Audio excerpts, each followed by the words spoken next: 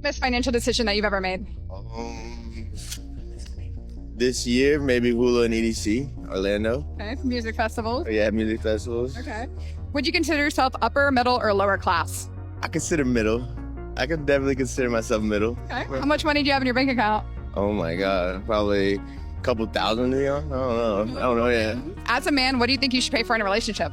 Dinner, all the aesthetics, like home, groceries, maybe some nails every once in a while. What about hair? Yeah, oh, that's expensive, but maybe. Maybe, yeah, maybe. Before we get started on this video, are you broke? Is it the bad decisions that you're making in life? Are you making the best decisions and the outcome is still not what you want? If so, that is fine. You live and you learn. You're not alone if it makes you feel any better, but changes have to be made. And today we're going to be watching people that have made the worst financial decisions in their life. So what may be worse for them may not be worse for you. Don't step on their feet unless you've walked the same path. It's never the same path. It's always different for everybody, but y'all get what I'm saying. Without wasting any more time, let's get you unbroke. Is unbroke a word? Oh, Siri, is unbroke a word? Is the sky blue? Why are you always trolling me? I have better things to be doing with my life, but no, you always want my attention. And for the person that's about to comment and say, why did you have to ask Siri about unbroken? Relax. You asked me about ridiculous things too. She knew the answer. I don't know why she asked. Well then, let's get started. I really ruined myself financially in my 20s. Did you? Here's why. Oh gosh. In my 20s, I had, oh God, do I have some poke bowl sauce on my beard? Anyways, in my 20s, I really had no concept of personal finance. I thought that my main goal was to increase my salary and I would be okay. Needless to say, I was a bit of a dumbass. There was a point, I think in my 20s, my savings, like my total savings. Luckily, I was good with contributing to my 401k because my mom kept getting on my case about it. I was like, fine. I'll put money into my 401k. Good. But that was actually really good because that was one good financial habit that I did do. But my savings rate, what I'm trying to get to is my savings account, and I'm just kind of blabbering at this point. It never exceeded around, I would say, $12,000 because I would usually spend it, and I had no concept. I had no long-term vision of where do I want to be. I just did a quick search on Google, and what's a normal amount to keep in savings in your 20s? The median bank account balance for those under 35 years old is $5,400 according to Bankrate. The average amount is $20K. 540. For people in the 35 to 45 age range, the median amount is $7,500 and the average amount is $41,540. And then I went to Forbes, and there isn't a specific metric for savers in their 20s, but the median is 5,400 and then average is about 20,540. It's not too early to work on building savings. However, for example, you could open a high yield savings account for emergencies, enroll in 401k at work, or make monthly contributions to an IRA. And I've discussed that in my other videos, my financial videos. I'm not a financial advisor. I just know a couple of things. So long story short is I had savings, my career was going up, I made more money. But my spending also went up. So this is mistake number 2 is lifestyle creep. Mistake number 1 is not actually saving enough money or just keeping my savings at a set amount. So by the time I became 27, I wanted to start my own business because I was tired of corporate America. I want to be free. I actually ended up at 44K in debt. And then from 2019, now I'm in my 30s, right? I spent around 2 years just paying off that debt. So that's mistake number 3, if I'm counting correctly. It's getting into heavy debt. And to this day, like my net worth is, I'm not going to reveal it on this channel or on this account, but I'm definitely a few $100,000 below what it could have been had I been a lot more smart in my 20s. Like, I'm not going to cry over not investing and buying Bitcoin when it was a few $100s each or $1,000 each, like in 2016 or 2015. But I will say that I made a lot of dumb financial mistakes in my 20s. Luckily, the good thing that I did do was I did max out my 401k, which has had pretty good returns at this moment. You never know. But at least I did that right. But to really recap, I got into heavy debt. I didn't save past a certain fixed amount. I also had lifestyle creep. These are 3 things that I would say if you're younger or even right now, if you're in your 30s or 40s, don't fall into that trap, because you could be actually giving up hundreds of thousands of dollars down the road. So learn from my mistakes. Sometimes, honestly, I just feel this pressure in life because I'm not where I want to be financially. That's more of a mindset thing. But I would also say in my 20s, I did kind of mess up a little bit, and we learn from my mistakes and, don't repeat them, and you will be in a much better financial position in your 30s versus where I am right now.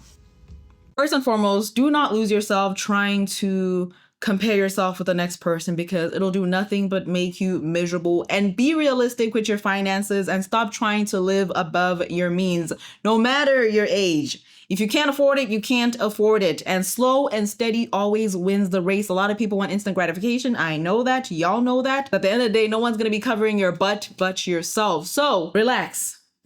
Don't try to cut corners. Don't try to get rich quick. Don't try the buy now, pay later schemes, all of that nonsense. Relax. Talk about a financial decision I made that I don't think was very smart. Okay. And I'm so sad to say this, but it's my car.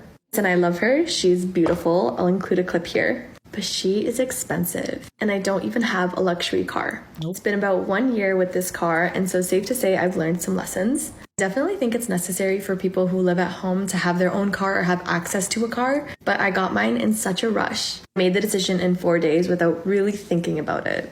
I have bi-weekly payments coming out on my car, and the way I understood that payment initially was I'm able to save that amount every other week, so why not just redirect it towards my car payment? I didn't really understand how much more effort it would take for me to maintain my savings amount while also paying this car. Safe to say, I hate my payment, I hate it every time, and it doesn't stop. Leasing a car is also quite stressful because of how much I drive. I drive a lot, and there's a mileage limit on my car, and I'm already well over where I'm supposed to be for this time frame. I also got rear-ended, and it was such minimal scratches, but I had to get it fixed because if I could go back, I definitely would tell myself to just buy a used car. I know my car is new, it's a 2022 model, and I definitely wouldn't get something like that if I had bought a used car. And the main reason I didn't want to do this is because 1, the car market was tough, but 2, I just didn't want to see my portfolio go down in value. Obviously, buying a used car means you have to put a larger sum of money at once. I did not underestimate the hassle of these damn payments. So if you are young and are looking for a car, highly, highly, highly recommend looking into the used car market. Realistically, we don't need brand new fancy cars, and the amount you put towards your car payment would be so much more powerful if you put it into your savings and investings. You live and learn. You live and you learn. Oh man. Ugh. I hate that for you. I truly do. If you can afford a new car, obviously that is best case scenario. But if you can't, a used car is not bad for as long as you get one that is reliable. But don't go too cheap on a used car all at the same time. I wish you would have had an adult. Hopefully, did you have an adult though when you went to the car dealership? 3 common things that I think are bad financial decisions. Rapid fire edition. Let's go. Credit cards and buy now, pay later schemes. I mean, it goes really without saying, but if you're paying for everyday essentials like petrol, groceries, bills, you're sort of in the shit. So maybe sort that out. The second one, which could be controversial, is buying a brand new car. I think it loses so much money the second you drive off the showroom floor. It's not worth Depreciates. it. Cars are a depreciating asset. Need I say any more? Number 3 is having a budget. Not knowing where your money is going or how much money you need is crazy to me. And it's something that I used to live without, like just fly by the seat of my pants.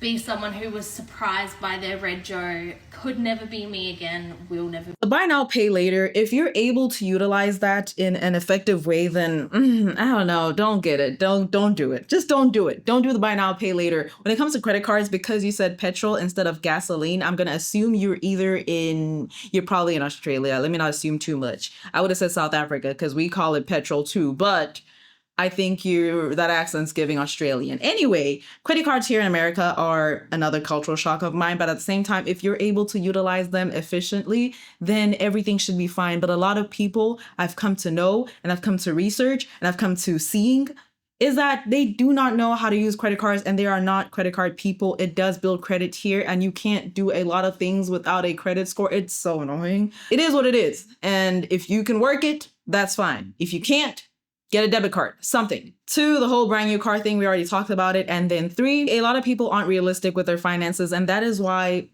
too many people go into debt. Is a chunk of people would rather live in delusion than face their finances. And it eats nobody but you. And I just wish more people would face them head on and know exactly where you are in order to see where you're going in the future. And who knows, maybe it may wake you up to other opportunities and things that you could be doing. But instead, you're looking at your finances like this because you're scared. There's nobody behind you. There's nobody on the side of you. Nobody will know. You do not have to share them. Just come up with a good budget, stick to it, and stop overspending, living above your means in order to please your now self when you could be living how you want to in the future. And your future self will be so grateful because at the end of the day, we're not getting any younger. One of the best and worst financial decisions I ever made was buying my dream car. It was the best decision because I realized at a young age that the things that we really dream about and really want so bad end up not being everything we thought it would be. And I got to see that at a very young age. It was also the worst decision I ever made because it didn't align with my financial goals. I wanted to invest and buy more rental properties, but the amount of money that this car was costing me on a monthly basis with the 93 Supreme gas, with the maintenance that it cost, it just wasn't adding, it didn't make any sense. Although I was able to make the payments, it wasn't allowing me to invest as aggressively as I wanted to get my assets up to where I wanted to be. Biting yourself in Money the that I foot. was spending on the car could have been going into investing. And just to give y'all some context and be, as truthful as possible, I was spending about $800 a month on the car, not including insurance, not including gas, not including maintenance. And on top of that, I spent tens of thousands of dollars customizing it. Bro. So this message is pretty much for the young people, well, not even the young people, anybody that feel like that what you really after is the material things. And for everybody, it's different. You might get your dream car and realize, it's the best thing that ever happened to you in your life. I got it, and after about 3 months, it just became another car. And then I realized, like, dang, all this money I put into this, I could have put into this, and it could have made me more money. And then that could have been, what was allowing me to put this money into the car if I wanted to go back and get it later on in life. You bought your dream car, but you could not afford your dream car, and your future was looking at you crazy. And your present with the new dream car that you had was looking at you crazy too. Live and you learn. Slow and steady wins the race. Bad financial decisions I've made in the pursuit of love. So for Christmas one year, I was dating somebody who decided to get me tickets to his favorite comedian out in New York City, which is somewhere that he knew very well. It wasn't a place that I enjoyed visiting. But in my mind, I'm like, oh my God, I've never had somebody plan a trip for me. But let me tell you, he planned literally nothing except for getting those tickets because the Airbnb was not booked. We were going to stay with his mom, he decided. And he did not book any flights or anything else. Time comes to book the flights. He sends me some flights and he's like, we should probably book these soon. And what do? Because I'm constantly trying to earn love. I go, hey, why don't we just use my point? He's like, no. I feel weird, having you pay for our flights for a Christmas gift that I got you. In the back of my mind, I'm going like, yeah, Chloe, that's weird. Let him pay. He knew what he was doing. But no, instead I say the thing that I say so many times in this relationship because I know it works on him is I say, well, if the roles were reversed and you had 100,000 points, wouldn't you just pay for it too? And he's like, you got me there. He knew I was going to offer that. Yeah. He knew I was going to say these things. So I'm like, I got you, baby. And I book the flight. 80,000 points right out of the window. And 3 days later, we break up. Yes. And it was the type of breakup where I could tell he had been planning it. And so I just look at him and I'm like, why did you let me buy those flights to the Christmas gift that you got me? And he just stared at me blankly. And of course, I can only use the credit if he is traveling with me. Yes. Yes. So don't try to earn love, girlies. So here are the 2 worst financial decisions I've made in my 20s, and this is from someone who doesn't have a 6-figure net worth, but does like to talk about money and is trying to get to a 6-figure net worth, but just a regular person, right? The first one is not paying off my student loans as fast as I could have when I got out of university. At the time, a lot of people were telling me, don't worry about it. It's low interest. Just make the minimum payments and you'll be fine. It's not a big deal. People were trying to make it seem like it's normal to have that type of debt. However, I wish someone would have just been a little more honest with me and had said, you know what? right now in your 20s, yes, you're not making as much as you will make when you're older. However, you have the least amount of responsibilities and the least amount of bills that you will probably ever have. And while I did travel in my 20s and I had a great time, a lot of the money that I wasted was on clothes and just things that I can't even remember. And I was making a decent amount. So it's like, yeah, that probably should have went to the student loans. Let's be honest. And number 2, please hear me when I say this. If you're in your 20s right now and you're hearing this, you're hearing it for a reason. Please start investing. Please start investing. I remember hearing this in my 20s and I would always say, oh, I'm so busy right now, I'll look into it next week. Oh, I'm so busy right now, I'll look into it next month. And I never did. And then I left the US. And by the time my frontal lobe developed, and I was like, oh my God, I should have been investing this entire time.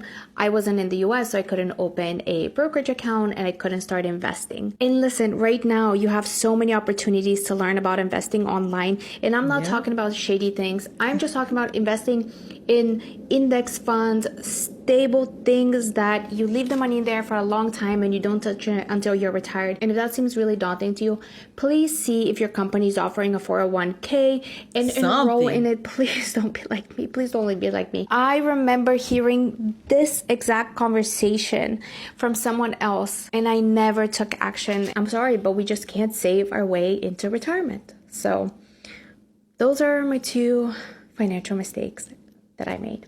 The first lady, you cannot buy love. And it seems to me that your ex-boyfriend, which I'm glad, knew you for you and knew exactly what you would do. And so he swindled you into a trip. And the second lady gave us some solid advice. Pay your student loans as much as you can. If it has low interest and you have a good paying job, or even if you don't have a good paying job, but your responsibilities are few, get it over and done with. Be allergic to debt like I am. Please, it will help you. Here are the 2 worst financial mistakes I ever made. And this is coming from a normal person. I'm not super financially successful, but I'm also not a disconnected rich person who's going to tell you, well, after I sold my 6th property, then I didn't quite get the return on the 7th property. No, it's nothing like that. For people that are closer to my situation, you know, you're starting to have some money that you're looking to save up or invest or whatever. These are 2 of the worst mistakes I ever made. Number 1, sports gambling. Don't do it.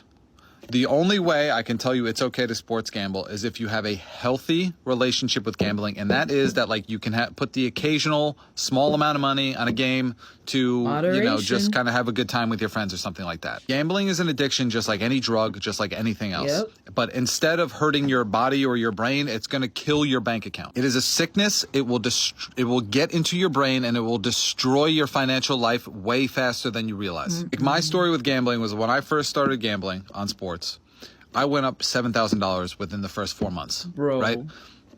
The needle was in me. Okay. I was like, oh, I could probably never work again. I could just do this full time, blah, blah, blah. Going insane. Okay. Probably within a month or 2 of gaining that $7,000, I had lost all of it. Bro. And then also down an additional $1,000. And then ever since that point, all I did was lose. I would win a little bit and then I would lose twice that amount. Yeah. Until eventually I lost $12,000. So it's like alcohol. If you can maintain a very healthy, moderate relationship with it, then that's fine. But as soon as you understand that it's becoming a problem, as soon as you understand that it's becoming an addiction, you cannot do it. I'm telling you right now, it's designed to infect your brain. You will not win. This business wouldn't exist if you were going to win. People don't win.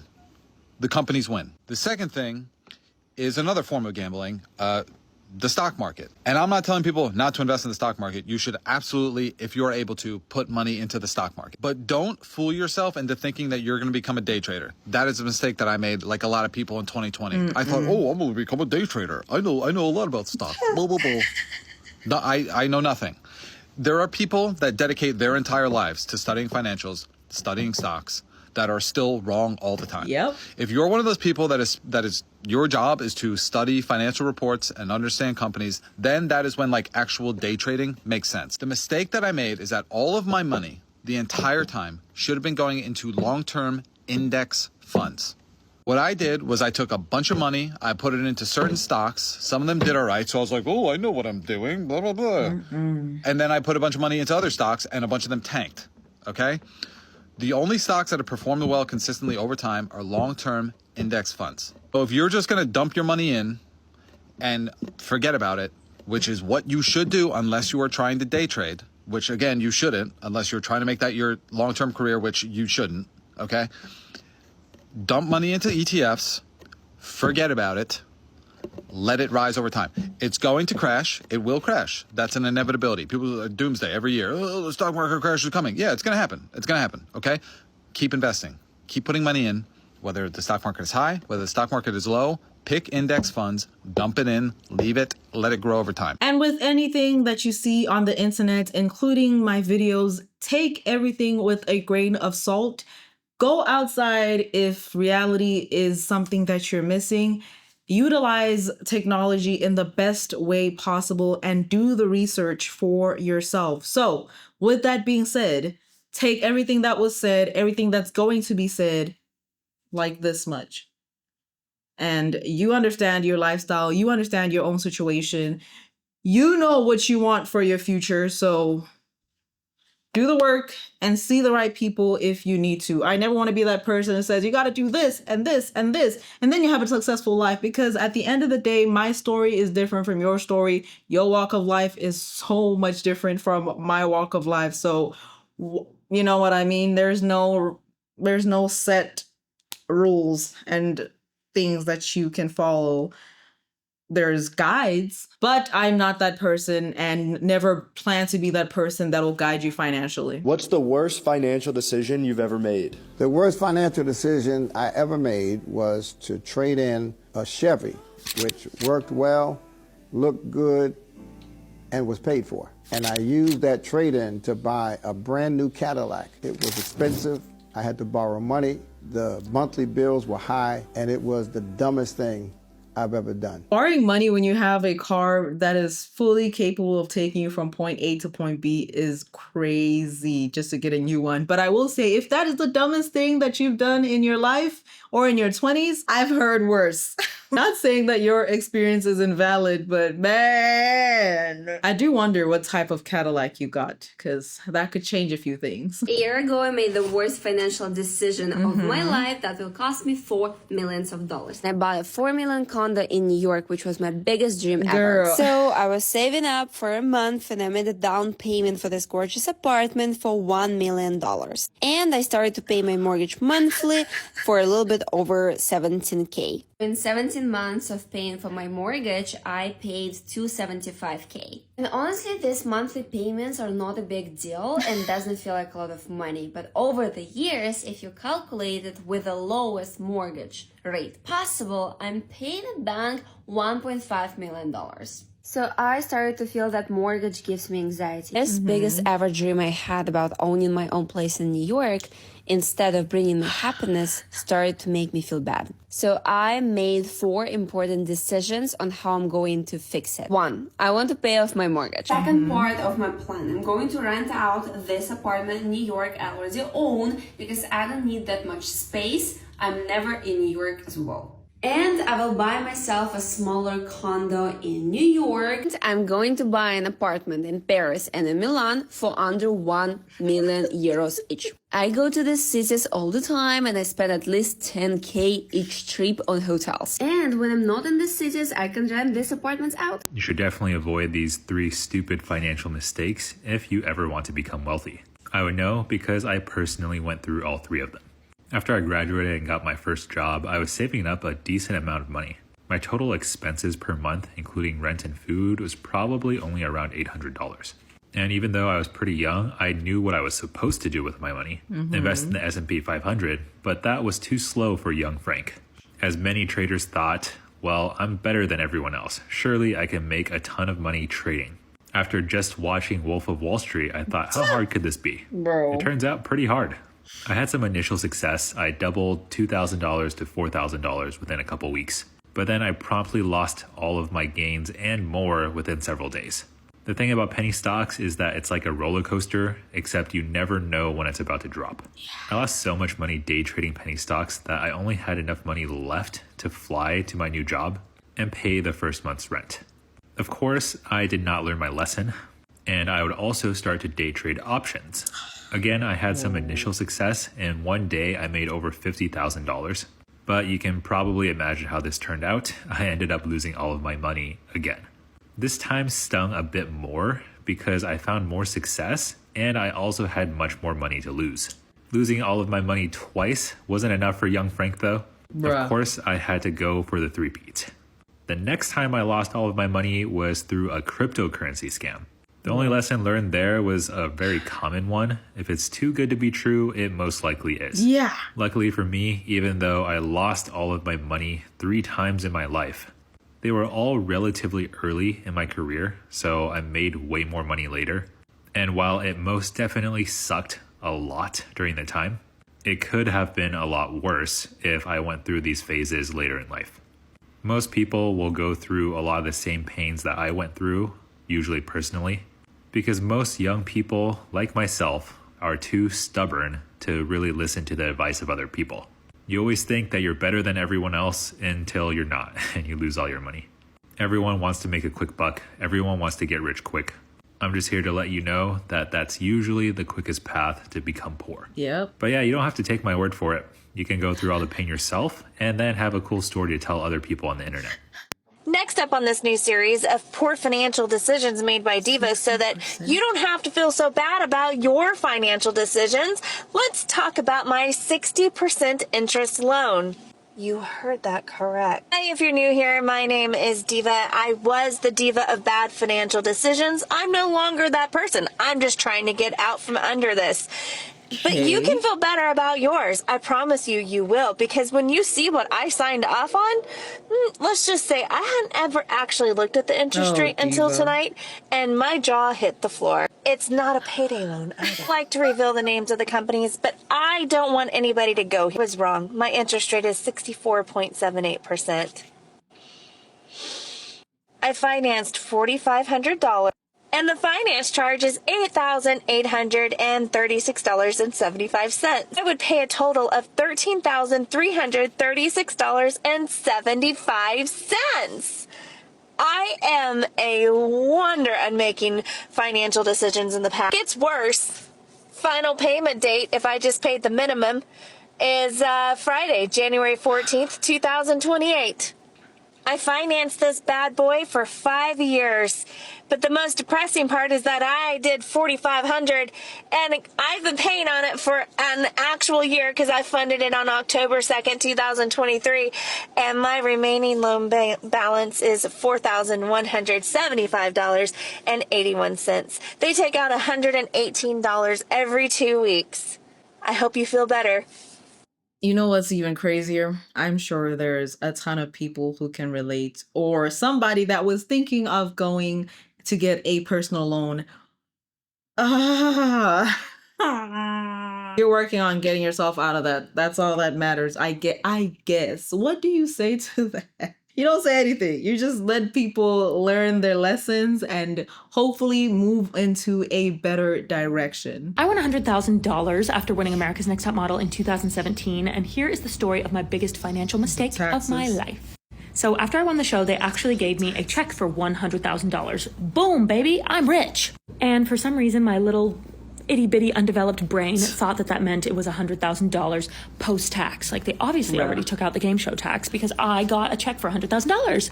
Newsflash, not the case. So anyways, I go and spend the $100,000. I paid $60,000 for an apartment in New York, but I had a roommate pay me back, and then I subleased it, and they paid me back. Anyways, it wasn't that horrible of an investment, but obviously not the smartest thing I could have done. And then the rest of the money I spent taking my family on, like, nice dinners, and I bought one pair of shoes, and anyways, I spent the entire $100,000. I also got a car. Like, yeah, I spent the money, okay?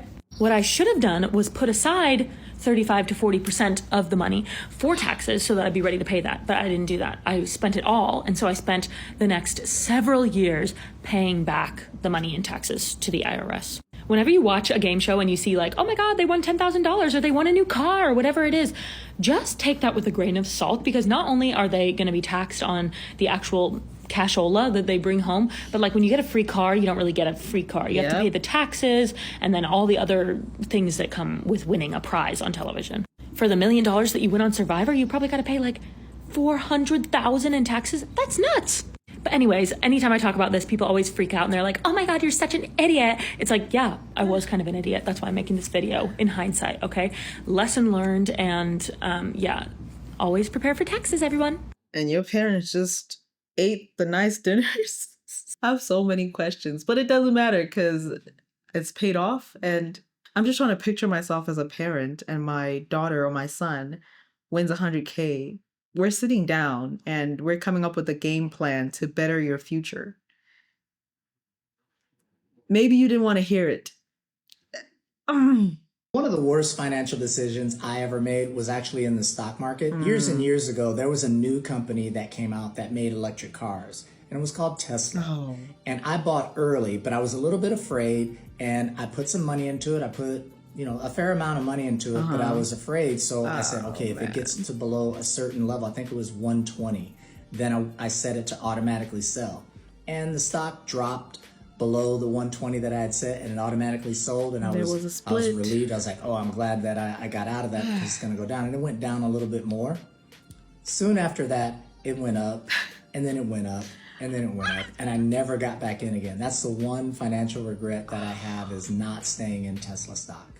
It is what it is. You're not the first, you're not the last, and it's probably digging up a hole in your stomach, and you probably couldn't breathe when it was going up, but you live and you learn.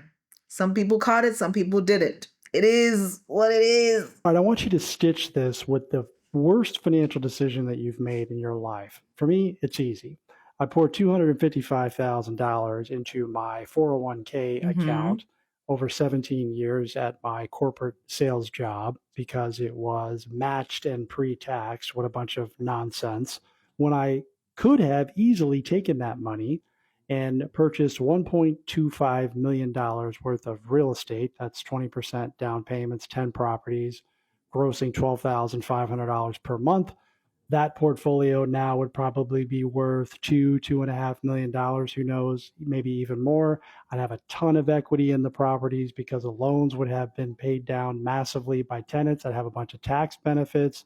That is a sweet retirement, not the 401k. Stitch me yours. I mean, you said it was easy, but if it was easy, you would have done it. And there is more to that than just you're gonna earn this amount of money at the end of the month, and there is so many factors that go into owning properties. And listen, easier said than done. The fact that you have that 401k, you can start working, I guess, towards, if you've reached the mark where you can take it out. You can take it out at any age. You just would be taxed and you'd have fees and everything of that nature. But take a little bit out and try to do what you just said. And I'm not saying it is impossible. It can be done. But some things are easier said than done. That is it. That is all. Story time about one of the worst financial decisions I've ever made. Disclaimer, this is not bashing anyone, okay? No one. I have no hard feelings, no hate, no drama. From 2020 to 2022, I was an online fitness coach, and I had a full-blown business. I had employees. I had an assistant coach. At one point, we probably had like 70 clients, and I loved it. I loved it so much, but there was always this pressure to quote unquote invest in yourself and invest in your business, which I do not disagree with, okay? The more advanced you get in your business, the more you are encouraged to invest and the more expensive it gets. So I decided to spend, I'm cringing saying this, $7,000 on a business coach, and that was discounted, and it did absolutely nothing for me. So at the point of investing in this coach, my business was kind of slowing down and I really needed help with just picking it back up, and I wanted to get to the point where I could not have to do the sales part anymore. So that was my end goal, was I really wanted to outsource the sales portion of the coaching. I really wanted to do just the social media and coach my few clients that I had. And that business coach really didn't do anything for me at all. Like, looking back, I really don't remember making any moves with her at all about anything. She told me I needed to go to therapy, and that's about it. And the fact that I spent $7,000 on that could have been a down payment for a car. That could have been in my savings for my future house that I am saving for right now. The amount of regret that I have in spending that much money for a business that I'm not even doing anymore actively, I regret it so much. It was by far my worst financial decision I've ever made. When people say, you can't keep making bad financial decisions, you're never going to be able to afford a house. Oh, this one? Oh, this bad financial decision? This $8 latte? Yeah, I'm going to do it again tomorrow morning too. There's a lot of people who spend a lot of money on coffee, and $8 a day, $365, $2,900 and some change. If you have the money, do it. Would I spend $8 on a latte? Hey, I'd spend $8 on some other stuff. So who am I to talk? Who am I? In everything you do, make the right financial decisions and be realistic with your financial situation.